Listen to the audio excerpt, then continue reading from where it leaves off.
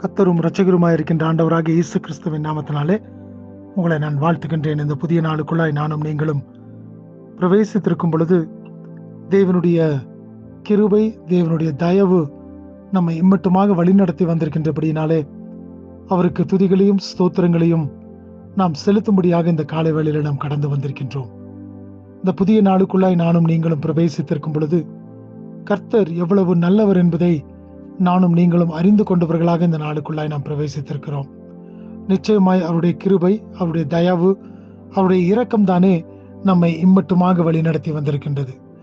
நாம் தாயின் வயிற்றிலே தோன்றின நாள் முதற்கொண்டு இம்மட்டுமாக நம்மை கர்த்தருடைய தயவு தானே நம் மீது காணப்பட்டபடியினாலே இம்மட்டுமாய் நானும் நீங்களும் கடந்து வரும்படியாக தேவன் நமக்கு உதவி செய்திருக்கின்றார். இந்த நாளிலும் கூட ஏசாயா தீர்க்கதரிசியின் புஸ்தகம் 46வது அதிகாரம் 3வது வசனத்தின் பிற்பகுதியை நான் வாசிக்கின்றேன். Isaiah chapter 46 verse 3, the last portion. தாயின் வயிற்றில் தோன்றினது முதல் உங்களை ஏந்தி, தாயின் கற்பத்தில் உற்பத்தியானது முதல் உங்களை தாங்கினேன். இந்த வசனத்துல நாம் பார்க்கும் பொழுது கர்த்தர் நம்மை எப்படியாக தாயின் வயிற்றிலே தோன்றின நாள் முதற்கொண்டு இம்மட்டுமாக நம்மை எப்படியாக வழிநடத்தி வந்திருக்கிறார் என்பதை இந்த இடத்துல மிக நேர்த்தியாக அழகாக நாம் பார்க்கக்கூடியதாய் காணப்படுகிறது. அப்படி என்று சொன்னால் நானும் நீங்களும் ஒவ்வொரு நாளுக்குள்ளாய் பிரவேசித்து வரும் பொழுது நாம் நம்மை திரும்பி பார்ப்போம் என்று சொன்னால் தாயின் வயிற்றிலே தோன்றின நாள் முதற்கொண்டு ஏதோ சில வருடங்கள் மாத்திரமல்ல, நாம் நம்முடைய தாயின் கருவிலே உண்டான நாள் முதற்கொண்டு இந்த நாள் முடிய நம்மை அவர்தானே தாங்கி வழிநடத்தி வந்திருக்கின்றார். இந்த தேவன் தாமே ஒவ்வொரு நாளும் நம்மோடு கூட இருந்து நம்மை வழிநடத்துகின்றவராய் இருக்கின்றார். ஆம், எனக்கு பிரியமான தேவச்சனமே, நானும் நீங்களும் அநேக வேளைகளிலே சோர்ந்து போய்விடுகிறோம். யாரும் என்னை கண்டு கொள்வதற்கு இல்லையே என்று சொல்லி.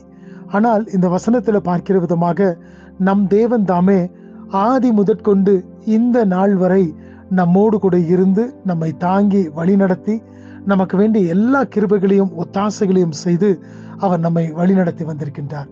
ஆகினால் தானே ஒவ்வொரு நாளின் காலை வேளையிலும் வரும்பொழுதும் கூட அவரை நாம் நினைவு கூறுகிறோம். ஏன் நினைவு கூறுகிறோம்? கர்த்தர் நமக்கு மறுபடியும் கூட ஒரு புதிய நாளை தந்திருக்கிறார் என்று சொல்லி.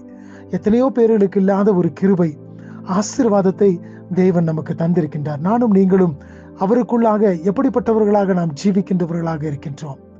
இப்படிப்பட்ட ஆசீர்வாதங்களை பெற்று நாம் அனுபவிக்கும் பொழுது கர்த்தர் எனக்கு இப்படிப்பட்ட நன்மைகளை செய்திருக்கிறாரே என்று சொல்லி அவருடைய நாமத்தை துதித்து ஸ்தோத்திரிக்க நாம் கடமைப்பட்டவர்களாக இருக்கின்றோம். இல்லை என்று சொன்னால் நாம் எப்பொழுதோ நிர்மூலமாக இருப்போம். ஆனால் கர்த்தருடைய கிருபையும் அவர் நம்மை தாங்கினபடியினாலே, அவர் நம்மை தெரிந்து கொண்டபடியினாலே, தாயின் கற்பத்திலே நம்முடைய கரு உருவாகும் பொழுது அவருடைய கண்கள் கண்டது என்று சொல்லி நாம் வேதத்துல பார்க்கிறோம். அப்படிப்பட்ட தேவனாகிய அவர் தாமே இந்த நாள் வரை நம்மை நடத்தி வந்திருக்கின்றார். இந்த நாளுக்குள்ளாய் பிரவேசித்திருக்கும் பொழுது அவர் தாமே நமக்கு கிருபையையும் ஆசீர்வாதங்களையும் தந்து நம்மை நடத்துவாராக. இந்த நாள் முழுவதுமாய் தேவனுடைய ஆசீர்வாதம் நம்மை தாங்கட்டும் என்று சொல்லி அவருடைய கரங்களிலே ஒப்பு கொடுத்தவர்களாய் இந்த நாளுக்குள்ளாய் நாம் கடந்து செல்லுவோம்.